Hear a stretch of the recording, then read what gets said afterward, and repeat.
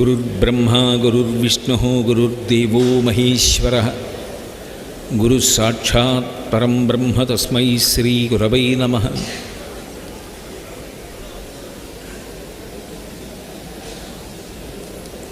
व्यासाय विष्णुरूपाय व्यासरूपाय विष्णवे नमो वै ब्रह्मनिधये वासिष्ठाय नमो नमः। कूजन्तं राम रामेति मधुरं मधुराक्षरम् आरुह्य कविताशाखां वन्दे वाल्मीकिकोकिलं। श्रुतिस्मृतिपुराणानाम् आलयं करुणालयं नमामि भगवत्पादशङ्करं लोकशङ्करम्। वागर्धाविव सम्पृक्तौ वागर्धप्रतिपत्तये जगतः पितरौ वन्दे पार्वतीपरमेश्वरौ। सूक्तिं समग्रयतु न स्वयमेव लक्ष्मीः श्रीरङ्गराजमहिषीमधुरैः वैदग्ध्यवर्णगुणकुम्भनगौरवैर्यां कण्डूलकर्णकुहराः कवयोधयन्ति। हैमोर्ध्वपुण्ड्रमजहन्मकुटं सुनासं मन्दस्मितं मकरकुण्डलचारुगण्डं बिम्बाधरं बहुलदीर्घकृपाकटाक्षं श्रीवेङ्कटेशमुखमात्मनि सन्निधत्ताम्। विमलपटी कमलकुटी पुस्तकरुद्राक्षसस्तहस्तपुटी कामाक्षी पक्ष्मलाक्षी कलितविपञ्ची विभासि वैरिञ्ची। मनोजवं मरुततुल्यवेगं जितेन्द्रियं बुद्धिमतां वरिष्ठं वातात्मजं वनरयूथमुख्यं श्रीरामदूतं शिरसा नमामि। आपदामपहर्तारं दातारं सर्वसम्पदां लोकाभिरामं श्रीरामं भूयो भूयो नमाम्यहम्। हरिः ओं। परमेश्वरस्वरूपैన సభకి నమస్కారం। శతపత్ర నికేతనాయై శక్త్యై నమోస్తు శతపత్ర నికేతనాయై. శక్తి అంటే ఒక చోట ఉండదు, అది ప్రవహిస్తే దానివల్ల ఫలితం. శక్తి ప్రవహించలేదనుకోండి, శక్తి ఉన్నవాడు దాన్ని ఖర్చు పెట్టలేదనుకోండి, సమాజానికి ప్రయోజనం ఉండదు. నేను ఎందుకు తిరగాలి శ్రీకాకుళం, నేను ఎందుకు ఎక్కడో ఉండాలి, నేను ఎందుకు శివశంకర శర్మ గారి ఇంటి నుంచి పలహారం భోజనం తెప్పించుకు తినే అంత కష్టపడాలి, వెళ్ళకపోతే నాకు చల్లదా, హాయిగా మా ఇంట్లోనే కూర్చోలేనా అంటే నీకు చల్లచ్చు. కానీ నువ్వు చెప్తే వినాలని చాలామంది ఆర్తితో ఉన్నారు, దానికోసం నువ్వు కష్టపడవలసిందే. లేనినాడు ఆ జన్మకు అర్థం లేదు. అందుకని ఆ ఒరిపిడిని సహించి తన శక్తిని ఖర్చు పెట్టాలి, అది అలవాటు కావాలి. దాని వలన ఎవరు సంతోషిస్తారు అంటే ఆదిశక్తి, అన్ని శక్తులకు ఆలవాలమైన ఆమె సంతోషిస్తుంది. కాశీఖండం చేస్తూ శ్రీనాథుడు ఒక అద్భుతమైన మాట అంటాడు. వేదపురాణ శాస్త్ర పదవీన దవీయసి అయిన పెద్ద ముత్తైదువ కాశికానగర హాటకపీఠ సమాధిరూఢ అయ్యాదిమశక్తి సంయమీవరా ఇటు రమ్మని వీచ హస్త సంజ్ఞాదరలీల రత్నకటకాభరణంబులు గల్లు గల్లనన్ అంటాడు. అయ్యాదిమశక్తి అంటాడు. కాబట్టి లక్ష్మీ వైభవము, లక్ష్మీదేవి అనుగ్రహమునకు పాత్రుడగుట అన్న మాటకు అర్థం, నీకు ఆవిడ ఏ శక్తినిచ్చిందో ఆ శక్తిని సమాజపరం చేసి నువ్వు అభ్యున్నతిని పొందుతూ సమాజాభ్యుదయం కోసం నువ్వు ప్రయత్నం చేస్తూ ఉండడం. ఈ రెండూ చెయ్యడం ఏదుందో అదే నిజానికి నిజమైనటువంటి ఫలవంతమైన జీవితం. ఇది నేర్పడం కోసమే మనకేం చేస్తారంటే అన్నిటికీ కేంద్రాన్ని గుడిని చేస్తారు. మీరు జాగ్రత్తగా పరిశీలించండి, అన్నిటికీ కేంద్రం ఏది అంటే గుడి. పిల్లలు గుడికెడితే చాదస్తాం అనకూడదు, పిల్లల్ని గుడికి తీసుకెళ్ళాలి. ఎందుకని అంటే గుళ్ళో కూర్చోపెట్టి చెప్పాలి, చూసావా ఈ గుడి సమాజమునకంతటికీ కూడా శక్తి వితరణ కేంద్రం. నా ఇంట్లో ఉన్న మూర్తి అంగుష్ట మాత్రం ఉంటాడు, పూజలో అంతకన్నా పెద్దది పెట్టకూడదు, పెట్టరు. ఆయనకి నేను పెద్ద అంచుపంచ కట్టాలి అంటే ఎలా కట్టను, ఆయనకి కిరీటం పెట్టాలంటే ఎలా పెట్టను, ఆయనకు హారం వేయాలంటే ఎలా వేయను. అదే ఒక దేవాలయంలో 6 అడుగుల మూర్తి ఉన్నాడు, ఒక ఐశ్వర్యవంతుడు ఆయనకి కిరీటం చేయించాడు, వేరొక ధనవంతుడు ఆయనకి మెళ్ళో హారం చేయించాడు, వేరొక దాత ఆయనకి మంచి బట్టలు ఇచ్చాడు, మంచి వేద పండితుడు అక్కడ కూర్చుని వేదాన్ని ఆమ్నాయం చేశాడు. సంగీతం వచ్చిన ఆవిడ రాజోపచారంలో గీతం శరావయామి అంటే పాట పాడింది.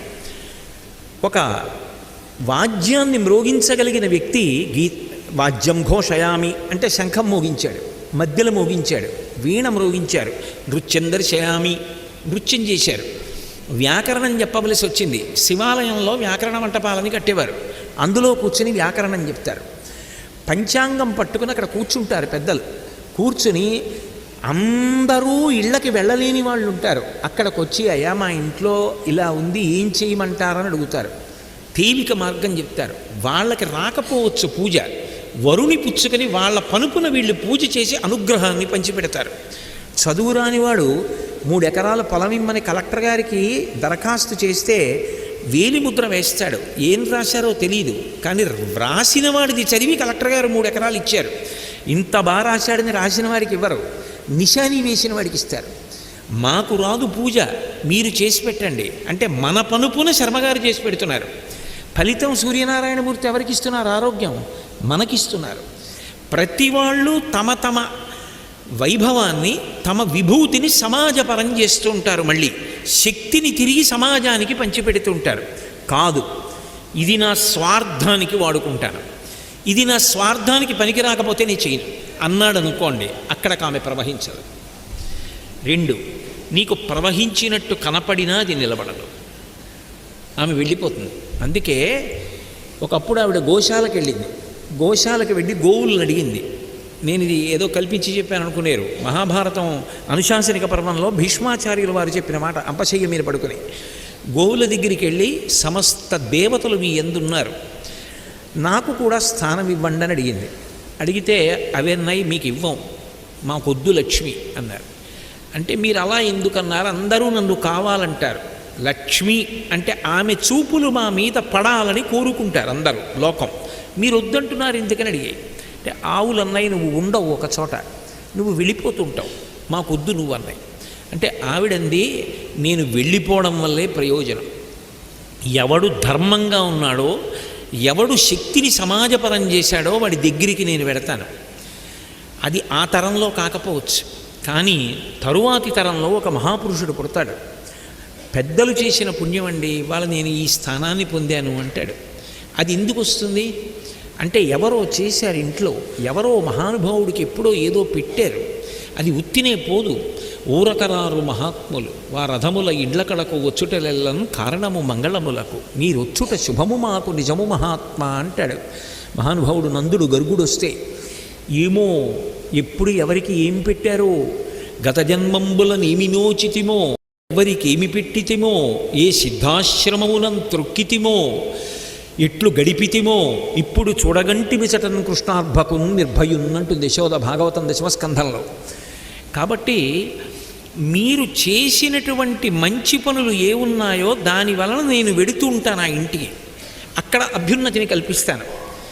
వాడు గర్వించి స్వార్థానికి వాడుకుని సమాజానికి వాడడం మానేయగానే నేను వెళ్ళిపోతాను అక్కడి నుంచి. నేను వెళ్లకుండా అక్కడే ఉన్నాను అనుకోండి, అప్పుడు సమాజం ఏమవుతుంది? అందుకు వెళ్ళిపోతాను. ఇప్పుడు చెప్పండి నాకు మీరు స్థానం ఇస్తారా ఇవ్వరా అని.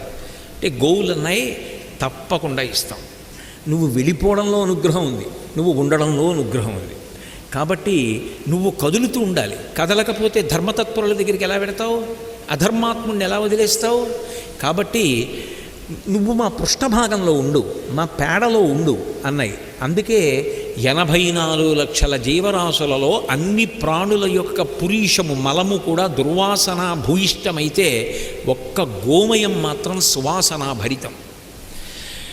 కారణం అది లక్ష్మీస్థానం. అందుకే గోశాలలో దీపం పెట్టడం కూడా అంత గొప్పది అని చెప్తారు. చాలా తేలికగా లక్ష్మీ అనుగ్రహం పొందడానికి గోవుకి ప్రదక్షిణం చేసి గోగ్రాసం పెట్టి గోసేవ చేస్తారు. గంగడోలు దువ్వితే అంత సంతోషపడుతుంది. మీరు కొన్ని ప్రకరణాలు చూస్తే ఆశ్చర్యపోతారు. గోవుకి జీవితంలో చాలా కష్టం ఏమిటి అంటే గంగడోలు గోక్కోవడం. గంగడోలు అని మెడ కింద ఉంటుంది, వేలాడుతూ ఉంటుంది చర్మం, అది గోక్కోలేదు. అది కారణం ఏంటంటే తోక అక్కడికి అందదు, ఈ ముఖంతో ఇలా వెనక్కి పెట్టి నాలిక పెట్టి నాక్కుంటుంది. గంగడోలు దురద పెడితే గోక్కోలేదు, అందుకని గరుకు స్తంభాలు వేస్తారు. ఆ గరుకు స్తంభం వేసినప్పుడు అందరినీ తలకో రూపాయి ఇవ్వండి అని అడిగి తీసుకుని వేస్తారు. కాకినాడ పట్టణంలో ఒక గోశాల ఉంది. ఆ గోశాలలో గరుకు స్తంభాలు వేసినప్పుడు మాత్రం ఒక్క దాత వేయడానికి వీల్లేదు అని చెప్పి, రిక్షా తొక్కే వ్యక్తి కూడా ఆ రోజుల్లో ప్రవచనాలు విని ₹1 కాసో ₹2 ఇస్తే దానితో గరుకు స్తంభాలు వేశాం.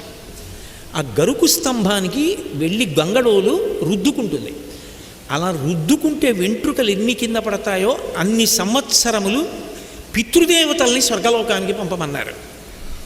అంటే అది లక్ష్మీ స్థానం కాబట్టి, గోవు యందు లక్ష్మి ఉంది కాబట్టి అంత ప్రసిద్ధి. కాబట్టి శృత్యై నమోస్తు శుభకర్మ ఫలప్రసూత్యై, రత్యై నమోస్తు రమణీయ గుణార్ణవాయై, శక్త్యై నమోస్తు శతపత్ర నికేతనాయై, పుష్ఠై నమోస్తు పురుషోత్తమ వల్లభాయై. ఏమి అద్భుతమైన మాటలు చెప్పారో శంకర భగవత్పాదులు. వారు తప్పెవరు చెప్పగలరు లోకానికి?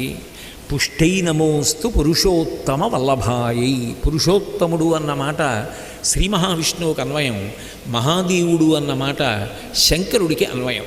పురుషోత్తమ వల్లభాయై, శ్రీ మహావిష్ణువు యొక్క ఇల్లాలివైన ఓ లక్ష్మి, అమ్మా నువ్వు మాకు పుష్టిని అనుగ్రహించు. శక్తి అన్నారుగా ఇందాక, శక్త్యై నమోస్తు శతపత్ర నికేతనాయై అన్నారుగా, మళ్ళీ పుష్టి నమోస్తు పురుషోత్తమ వల్లభాయై అంటే అప్పుడు పుష్టికి శక్తికి ఏమిటి తేడా?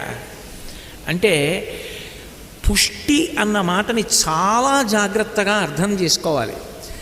ఏది మీ దగ్గర ఉన్నదో దానిని మీరు పోషించుట ద్వారా సమృద్ధిని పొంది స్ఫూర్తిదాయకమైతే దానిని పుష్టి అంటారు. పోషించుట ద్వారా సమృద్ధిని పొందాలి. మీ దగ్గర ఏది ఉండనివ్వండి, నాకు ఒంట్లో బలం ఉంది, నేను వెళ్ళి దేవాలయం తుడుస్తాను. మాకు ఆ దేవాలయంలో ప్రతి ఉత్సవాలకి ముందు కూడా ఓ కార్యక్రమం నిర్వర్తిస్తాం. అందరూ మొత్తం సత్సంగ సభ్యులందరూ వచ్చి కూర్చుంటారు. ఏం అరమరికలు ఉండవు. బాగా పెద్దవాళ్ళు, ఓపిక లేని వాళ్ళు కూర్చుని చింతపండు, పీతాంబరం వీటితోటి దీప ప్రమిదలు, సామాగ్రి అన్నీ తోముతారు. ఓపికన్నవాడు ధ్వజస్తంభం తుడుస్తాడు, ఇంకా ఓపికన్నవాడు గోడలు తుడుస్తాడు. ఒక్క పూటలో దేవాలయంలో ఒక 10 లక్షల రూపాయల పని పూర్తయిపోతుంది. అయిపోయి గుడి తల మెరిసిపోతుంటే శారదా నవరాత్రి ఉత్సవాలు, వెంకటేశ్వర వైభవోత్సవాలు మొదలు పెడతాం తప్ప డబ్బిచ్చి చేయించడం ఉండదు. మన ఇంటికి మనం చేసినట్టు మన గుడికి మనం చేస్తాం. కాబట్టి శక్తికి పుష్టికి తేడా ఎక్కడొస్తుంది అంటే దాన్ని పోషించాలి. శక్తిని పోషించడం అన్న మాటకు అర్థం ఏమిటి అంటే, ఇందాక నేను మీతో అన్నానే, ఏదైనా సరే మనలో అది ఏ విభూతి కానివ్వండి, మీలో ఉన్న విభూతిని మీరు గుర్తించడం జీవితంలో చాలా చాలా గొప్ప విశేషం. చాలామంది జీవితంలో అసలు తమకు అటువంటి విభూతి ఒకటి ఉన్నది అని కూడా గుర్తించుకోకుండానే కాలం అయిపోతుంది. మనిషి చెయ్యాలి అనుకోవాలి కానీ చెయ్యలేకపోవడం అన్నది ఉండదు. నేను ఇది చెప్పినప్పుడు తేలిగ్గా అర్థం అవ్వడానికి యథార్థంగా జరిగిన ఒక సందర్భం చెప్తాను. ఒకసారి నేను ప్రవచనం చేయడానికి ఇంట్లోంచి బయటికి వచ్చేసాను. మెట్లెక్కి ఒక పిల్ల కలవడానికి వచ్చింది. ఎవరమ్మా నువ్వు అని అడిగాను. అంటే నేను ఇంజనీరింగ్ చదువుకుంటున్నానని. దేనికి వచ్చావు అని అడిగాను. మిమ్మల్ని కలవాలని. దేనికి కలవాలన్నాను. 3 నిమిషాలు మాట్లాడాలని. నాకు సమయం లేదమ్మా, బయటికి వచ్చేసాను, ప్రవచనానికి వెళ్ళిపోతున్నాను అన్నాను. అంటే పోను ఒక్క పని చేస్తారా, నేను మిమ్మల్ని ఏమి ఇబ్బంది పెట్టను, లిఫ్ట్లో కిందకి దిగుతారా, లిఫ్ట్లో మాట్లాడేస్తానంది. చిన్నపిల్ల అంత అడుగుతోందని సరే పద అని లిఫ్ట్లో దిగుతున్నాం ఇద్దరం. ఏం మాట్లాడతామన్నాను. మీరు భాగవతం చెప్తూ కృష్ణలీలలు చెప్తున్నప్పుడు కృష్ణుడు చేసిన లీలలన్నీ సమాజ సేవలే అని ఒకసారి దాని గురించి వివరించారు. నేను దాని చేత ప్రచోదనం పొంది నేను కూడా సమాజ సేవ చేస్తున్నాను. అది గొప్పకి చెప్పట్లేదు, మీరు సంతోషిస్తారని చెప్పడానికి వచ్చాను. లిఫ్ట్ కిందకి వెళ్ళిపోయాక నేను దిగి ఆశ్చర్యపోయాను. ఏం సమాజ సేవ చేస్తున్నావు అన్నాను. నిజంగా మీరు చెప్తే నమ్మరు, ఆమె చెప్పిన సమాధానానికి నేను ఆశ్చర్యపోయాను. ఆ అమ్మాయి అంది, నేను ఇంజనీరింగ్ 3rd ఇయర్ చదువుకుంటున్నాను, నేను వ్రాయగలను, చదవగలను, నిష్కారణంగా సమయం వృధా చేసే కన్నా నేను ఒక అలవాటు పెట్టుకున్నాను. మీ ఉపన్యాసం విన్నాక నేను ఖాళీ ఉంటే వెళ్ళి గవర్నమెంట్ హాస్పిటల్లో కూర్చుంటాను. కూర్చుని నిరక్షరాస్యులైనటువంటి వాళ్ళు వస్తారు, వాళ్ళకి వాళ్ళ పేరు రాయడం రాదు. వాళ్ళు వెళ్ళి ముందు వాళ్ళ పేరు చెప్పి చేసిన తర్వాత ఆ వచ్చిన వాళ్ళకి ఏదో 13వ నెంబర్ వార్డుకి వెళ్ళండి, అక్కడ ఏదో ఎముకలకు సంబంధించిన వైద్యం జరుగుతుందంటే ఎముక విరిగిపోయి ఉంటాడు, వాళ్ళకి వెళ్ళడం కూడా తెలియదు, ఆ 13 చదవడం కూడా తెలియని వాళ్ళు ఉంటారు. వెంటనే తెలిసిపోతారు వాళ్ళు. నేను వెళ్ళి సహాయం చేస్తాను. వెళ్ళి వాళ్ళని పడుకోబెట్టి తీసుకెళ్ళడానికి ఉపకరించేటటువంటి సాధనాన్ని నడిపేవాడిని బతిమాలి తీసుకొచ్చి దాని మీద పడుకోబెట్టి అక్కడికి తీసుకెడతాను. చాలా ఇబ్బంది పడిపోతుంటే చొరవ చేసి వైద్యుడి దగ్గరికి వెళ్ళి మాట్లాడతాను. మాట్లాడి అతనికి కట్టు కట్టించి జాగ్రత్తగా పడుకోబెట్టించి చేస్తాను. మా నాన్నగారు నాకు జేబు ఖర్చు కోసం డబ్బిస్తారు, అది కూడా సమాజ సేవకి వాడుతున్నానండి. నేను చాలా ఆశ్చర్యపోయి ఎలా వాడతా ఉన్నాను అంటే, అమ్మాయింది దానికి పెద్ద కష్టమే ఉందండి, ఓ మందుల కొట్టు దగ్గరికి వెళ్ళి కూర్చుంటా కాసేపు. ఈ మధ్యకాలంలో ఒక తోపుడు బండి నడిపే వ్యక్తి వచ్చాడు, ఇలా బండి పట్టుకుని లాక్కుని వెళ్ళే వ్యక్తి, మంచి ఎండాకాలం, సంకలో సెగ్గడ్డేసింది అతనికి, బండి లాగాలి. ఆ తోపుడు బండి లాగలేకపోతున్నాడు ఆ సెగ్గడ్డతోటి.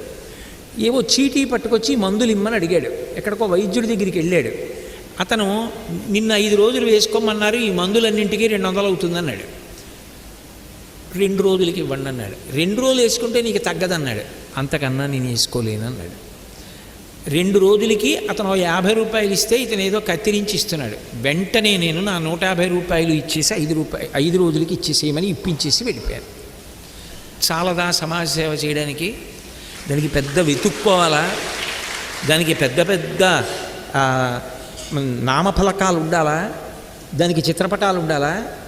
దానికి మళ్ళీ ఎవరినో వెళ్ళి కలిసి చెప్పాలా ఇలా చేశానని? నా ఆత్మతృప్తికి చేస్తున్నాను. కృష్ణ భగవానుడు చేశాడన్నారు, నేను చేస్తున్నాను. ఇది గొప్పగా చెప్పుకోవడానికి రాలేదు. నేను ఇలా ఇంకా బాగా జీవితంలో చేయడానికి మీ ఆశీర్వచనం కావాలని వచ్చానండి.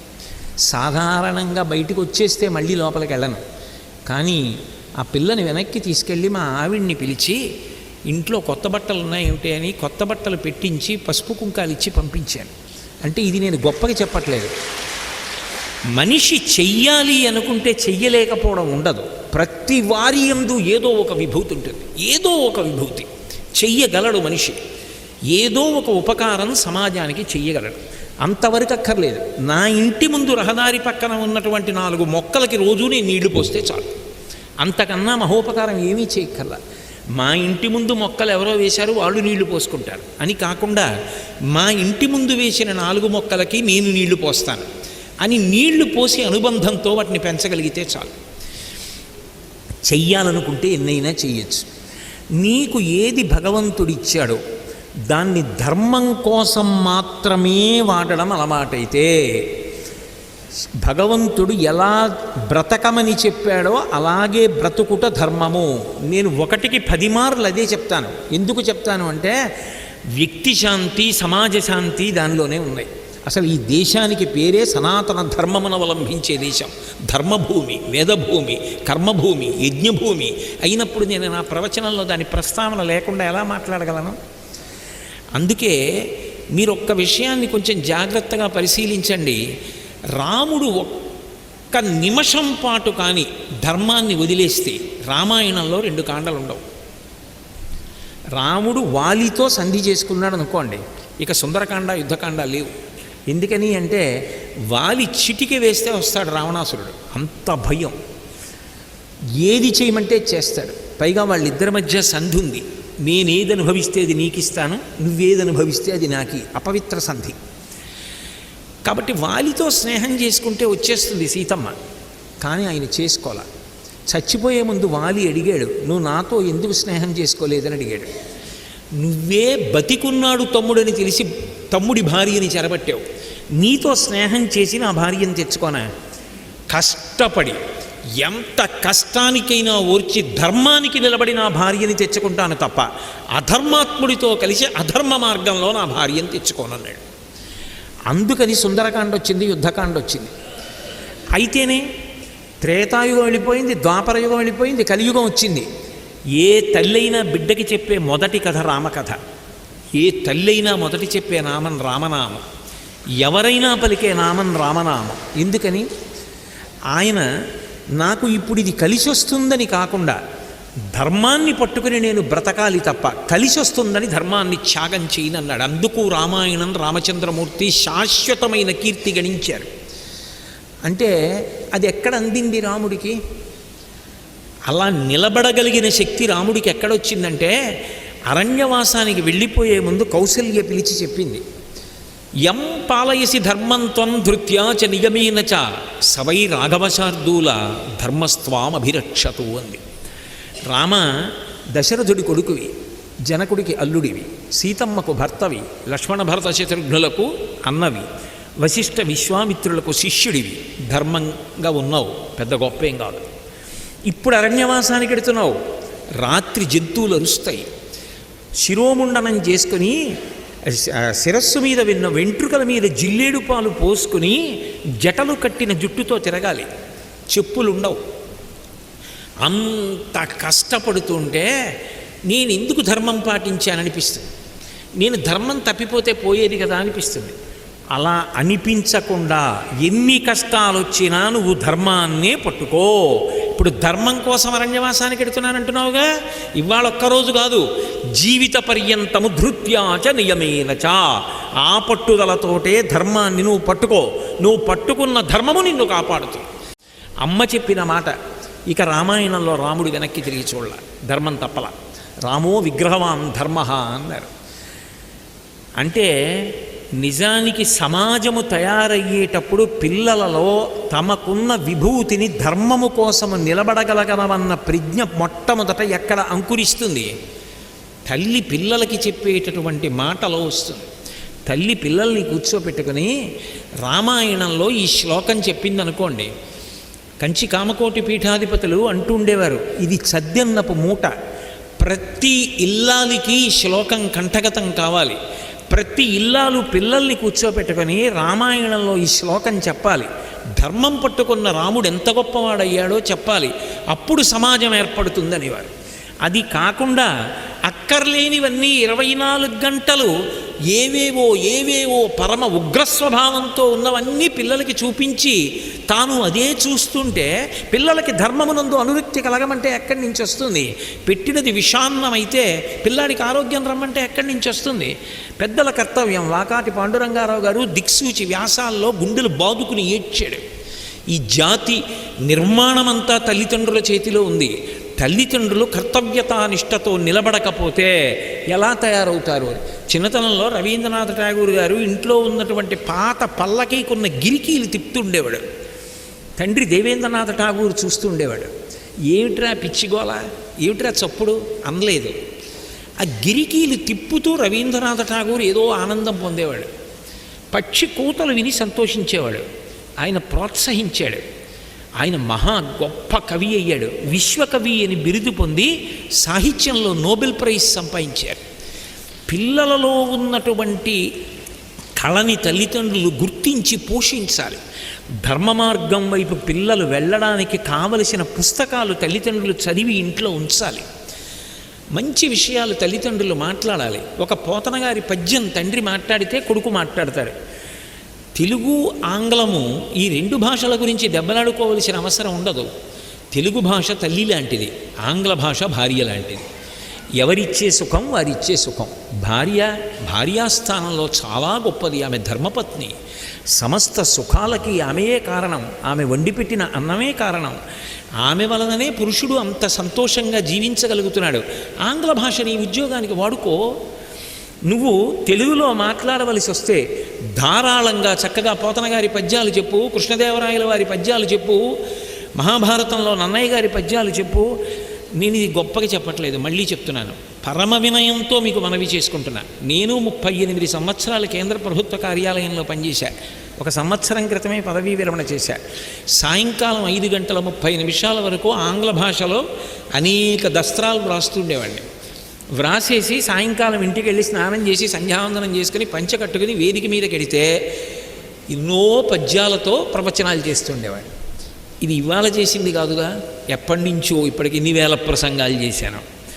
అంటే తెలుగు భాష తల్లి లాంటిది. అది ఆత్మపోషకం, ఆశీర్వచనకారకం. ఒక ఇంట్లో తల్లి భార్య ఎంతో ప్రేమగా ఉన్నారనుకోండి, అత్తాకోడళ్ళు, ఆ ఇంటికి కనురాపు తగులుతుంది. అంత అందంగా ఉంటుంది ఇల్లు. ఒక వ్యక్తి యందు తెలుగు ఆంగ్లం రెండూ అలా ఇమడాలి. అంతేగాని తెలుగులో మాట్లాడితే చిన్నతనం అనుకోవడం, ఆంగ్లంలో మాట్లాడితే తప్పు అనుకోవడం రెండూ తప్పే. రెండూ ఉండాలి మనిషికి. అవసరమైతే బహుభాషా పరిజ్ఞానం ఉండాలి, పివి నరసింహారావు గారిలాగా. సరే, ఇంతకీ నేను ఎందుకు మనవి చేశాను అంటే, ధర్మమునకు రాముడు కట్టుబడ్డాడు. మాట చెప్తే విన్నాడు, అక్కడ వచ్చింది. ఇది అవసరం. పిల్లలకి చెప్పడం అక్కడ మొదలవుతుంది. ఇది వినడు రాముడు, ఇది వినడు రావణాసురుడైతే. నిజంగా చాలామంది రామాయణంలో రాముడు, సీతమ్మ, ఆంజనేయ స్వామి ఇవి అనుకుంటారు. కానీ నాకు అప్పుడప్పుడు అనిపిస్తుంది, ఎవరు ఏమనుకున్నా నేను ఎప్పుడైనా రామాయణమో మారీచబోధ అని ఉపన్యాసాలు చెప్పాలనిపిస్తుంది.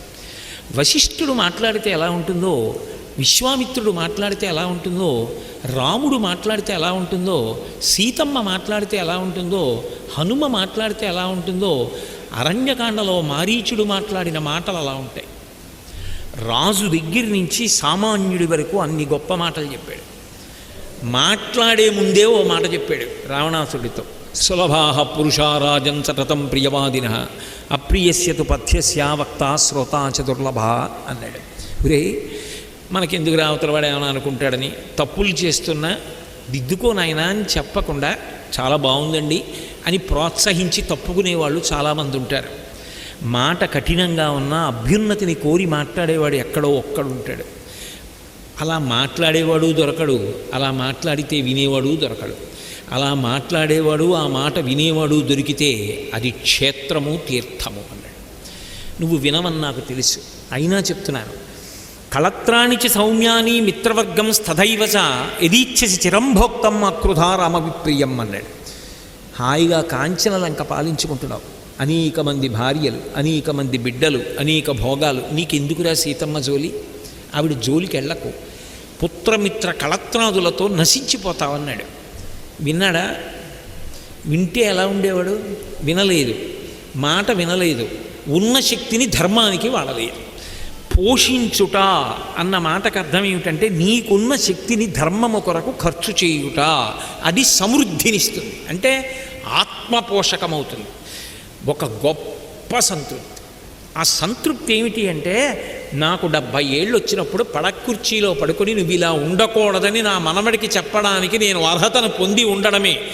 నేను ఈ తప్పు చేశాను కదా, వాడికి ఎలా చెప్తాను అన్న బెంగ నా మనసులో లేకుండా నేను మాట్లాడగలిగితే అది సమృద్ధి. ఆ ఆంతర సమృద్ధి లేదనుకోండి, చిట్ట చివరికి ఏమవుతుంది? భార్య చేత, బిడ్డల చేత, అందరి చేత నిరసింపబడితే దాని వలన ప్రయోజనం ఏముంటుంది? సమృద్ధి దేని చేత పొందుతాడంటే ధర్మముతో అన్వయము చేత పొందుతాడు. ఆ ధర్మముతో అన్వయమైన వాడు శక్తిని పోషించుకున్నాడు, పోషించుకుని సమృద్ధి పొందాడు. అభూతిమ సమృద్ధించ సర్వాన్నిర్నుదమే గృహాత్. ధర్మం అంటే కదలిక. కూర్చుంటే ధర్మం కాదు, చేస్తుంటే ధర్మం. ధర్మాన్ని పాటించగా పాటించగా పాటించగా ఇక కదలికలు లేని స్థితికి వెళ్ళిపోతాడు. జనన మరణ చక్రము నుండి విడుదల పొందుతాడు. అదే సత్యం. సత్యధర్మములు అంటారు. అందుకే సత్యం, శివం, సుందరం. ఒక పెద్ద సరోవరం ఉందనుకోండి, దాని ఒడ్డున చెట్టు ఉంది, దాని మించి ఒక చిన్న ఆకు పడింది, అలలు వస్తాయి. అది ధర్మం. వచ్చిన అలలు ఎక్కడ ఆగిపోతాయి? నీళ్లల్లోనే ఆగిపోతాయి, నీళ్లల్లోనే కరిగిపోయి ఉండిపోతాయి. అలా ధర్మాచరణము చేయగా చేయగా చేయగా సంతోషించి ఈశ్వరుడు తన యందు ఐక్యము చేసుకుంటాడు. అదే సమృద్ధి. నీకున్న విభూతిని పోషించుకొనుట ద్వారా సమృద్ధిని పొందగలిగితే, అలా పొందగలిగిన సమృద్ధికి పుష్టి అని పేరు. అది మా యందు పుష్టిగా పరిణమించుగాక. ఓ తల్లి, నువ్వు మాకు ఏదో ఒక శక్తినిచ్చావు, ఆ శక్తి నేను గుర్తుపట్టగలగాలి. నాకేమీ రాదు అనవద్దు, ఏదో ఒకటి ఉంది. ఆ శక్తితో నువ్వు తరించు, సమాజానికి ఉపయుక్తంగా.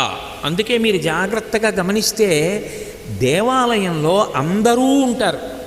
దీపాలు వెలిగించే వాళ్ళు ఉంటారు, డప్పు కొడతారు, పల్లకి పట్టుకుంటారు, కోలాటాలు ఆడతారు, భజనలు చేస్తారు, పాటలు పాడతారు, వేషాలు కడతారు, ధ్వజస్తంభం దగ్గర ఉంటారు, వేద పండితులు ఉంటారు, నృత్యం చేసేవాళ్ళు ఉంటారు, సంగీతం పాడేవాళ్ళు ఉంటారు, నృత్యం చేసేవాళ్ళు ఉంటారు, వ్యాకరణం చెప్పేవాళ్ళు ఉంటారు, దేవాలయం తుడిచేవాళ్ళు ఉంటారు, ప్రసాదాలు ఉండేవాళ్ళు ఉంటారు, పంచిపెట్టేవాళ్ళు ఉంటారు. అంటే దాని అర్థం ఏంటి? దేవాలయాన్ని ఆధారం చేసుకుని సమాజంలో అందరూ ఉన్నారు. నువ్వు కూడా నీ జీవితాన్ని దేవాలయం సమాజంలో చూసి అంతటా అలా ప్రతిస్పందించడం నేర్చుకో, అందరితో మమేకమవడం నేర్చుకో, అరమరికలు వదిలిపెట్టు. అందుకే దేవాలయం పాఠం చెప్తుంది. కొన్ని ఒక్కడివి చేయలేనివి దేవాలయంలోనే చేయగలవు. నాకు పల్లకి మొయ్యాలనుంది, ఎలా మోసుకుంటా? మా ఇంట్లో నలుగురితో కలిసి దేవాలయంలో మొయ్యాలి. నాకు కోలాటం ఆడాలని ఉంది, ఈశ్వరుడు వెళుతుంటే ఉత్సవంలో చేస్తాను. ఉత్సవంలో వెడుతున్నప్పుడు భజన చెయ్యాలని ఉంది, భజన చేస్తాం. నృత్యం చెయ్యాలని ఉంది, నృత్యం చేస్తాం. ఎన్నో పర్యాయాలు గంతులేసి నృత్యం చేసిన రోజులు ఉన్నాయి ఈశ్వర ఉత్సవాల్లో, కాకినాడలో. అదో ఆనందం, అంతే, అదో సంతోషం. ప్రవచనంలో ఎంత గంభీరంగా ఉంటామో ఉత్సవంలో అంత సంతోషంగా ఉంటాం. అది దేవాలయాన్ని ఆధారం చేసుకుని ఇవన్నీ చేస్తున్నావు. అలాగే సమాజమును ఆధారం చేసుకుని ధర్మము ప్రాతిపదికగా నువ్వు ఖర్చు పెట్టడం అలవాటు చేసుకుంటే అది సమృద్ధి అవుతుంది, పండుతుంది. రావడం వాడడం కాదు, ఒకనాడు రావలసిన వాడవలసిన అవసరము లేని పూర్ణుడవైపోతావు. పూర్ణమద పూర్ణమిదం పూర్ణాత్ పూర్ణముదచ్యతే పూర్ణస్య పూర్ణమాదాయ పూర్ణమేవావశిష్యతే. మాకు ఆ స్థితిని కల్పించగలిగినటువంటి తల్లి ఆ మహాలక్ష్మి. ఆమె మమ్ము అట్లు అనుగ్రహించుగాక. పుష్టై నమోస్తు పురుషోత్తమ వల్లభాయి. ఆ తల్లి ఇవన్నీ చేస్తుంది కాబట్టే కేవలము డబ్బిచ్చేది అని వేదం మాట్లాడలేదు. సిద్ధలక్ష్మీర్ మోక్షలక్ష్మీర్ జయలక్ష్మీ సరస్వతి శ్రీర్లక్ష్మీర్వరలక్ష్మీశ్చ ప్రసన్నా మమ సర్వదా. మంగళాశాసనపరై మదాచార్య పురోగమై సర్వైశ్చ పూర్వైరాచార్యై సత్కృతాయాస్తు మంగళం. మంగళం కోసలేంద్రాయ మహనీయ గుణాత్మనే చక్రవర్తి తనూజాయ సర్వభౌమాయ మంగళం. ఉమాకాంతాయ కాంతాయ కామితార్థప్రదాయినే శ్రీగిరీశాయ దేవాయ మలినాథాయ మంగళం. సర్వం శ్రీ ఉమామహేశ్వర పరబ్రహ్మార్పణమస్తు. స్వస్తి.